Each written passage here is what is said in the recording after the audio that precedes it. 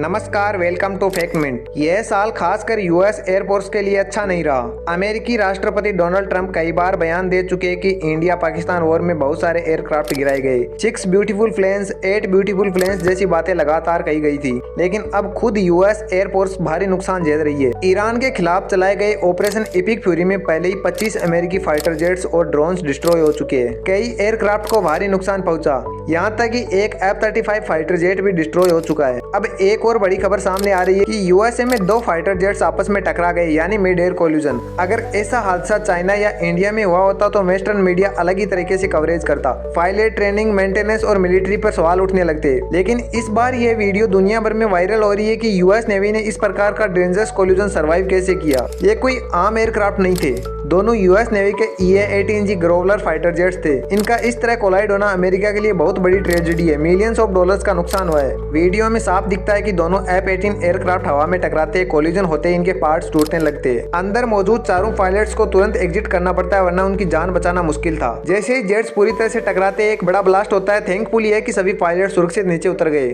इसके बाद दोनों एयरक्राफ्ट डिस्ट्रॉय हो गए। इंडियन डिफेंस पर्सपेक्टिव से देखे तो लगता है कि इंडियन नेवी ने साइज सोच समझकर इस एयरक्राफ्ट प्लेटफॉर्म को रिजेक्ट किया था। साल 2024 में इंडिया ने बोइंग और लॉकहीड मार्टिन को अपने multi role fighter aircraft tender से एलिमिनेट कर दिया था। उसी टेंडर में बाद में डसल्ट राफेल फाइटर जेट को चुना गया। बोइंग ने इंडिया को F-18 सुपर हॉर्नेट ऑफर किया था। EA-18 ग्रोवलर उसी प्लेटफॉर्म का 2 सीटर वेरिएंट है जिसे यूएस नेवी इस्तेमाल करती है।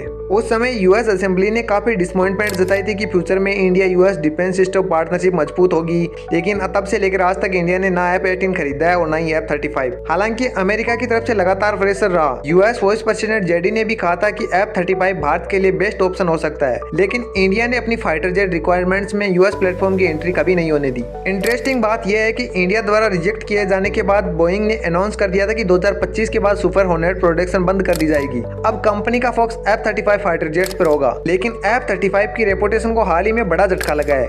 ईरान जिसके कई एयर डिफेंस सिस्टम डिस्ट्रॉय हो चुके हैं, चाइनीज सिस्टम F-35 बैटरीज तक खत्म कर दी गई है, फिर भी समहाउ यूएस का F-35 एयरक्राफ्ट कैसे गिराने में सफल रहा। यही बात पूरी दुनिया को सरप्राइज करती है। अगर यह सब किसी बड़ी और एडवांस एयरफोर्स वाले देश ने किया होता तो अलग बात थी, लेकिन ईरान द्वारा ऐसा करना यूएस एयरफोर्स की इमेज पर बड़े सवाल खड़े कर रहा है। अब दुनिया पूछ रही है कि क्या यूएस एयरफोर्स वास्तव में उतनी पावरफुल और अनबीटेबल है जितनी उसे वास्तव में दिखाया जाता रहा है। आने वाले हफ्तों में संभव है कि यूएस फिर से ईरान में मिलिट्री एक्शन शुरू कर दे। रिसेंटली ट्रंप ने सोशल मीडिया पर लिखा है कि द क्लॉक इज टिकिंग, यानी ईरान के पास जवाब देने के लिए बहुत कम समय बचा है। अगर समय पर जवाब नहीं मिला तो यूएस ये बड़ा अटैक लॉन्च कर सकता है। ऐसे किसी ऑपरेशन में यूएस नेवी और यूएस एयरफोर्स की बड़ी भूमिका होगी। पहले लार्ज स्केल पर बॉम्बिंग हो सकती है, उसके बाद पॉसिबल ग्राउंड इन्वेशन। लेकिन अब सबसे बड़ा सवाल यह है कि इतने लॉसेस, लगातार क्रैशेस और फाइटर जेट कोलिजन के बाद क्या यूएस एयरफोर्स अपनी ग्लोबल रेपुटेशन फिर से रीगेन कर पाएगी। आने वाले अपडेट्स को जानने के लिए फैक्ट मिनट को सब्सक्राइब कर नोटिफिकेशन को ऑन रखें।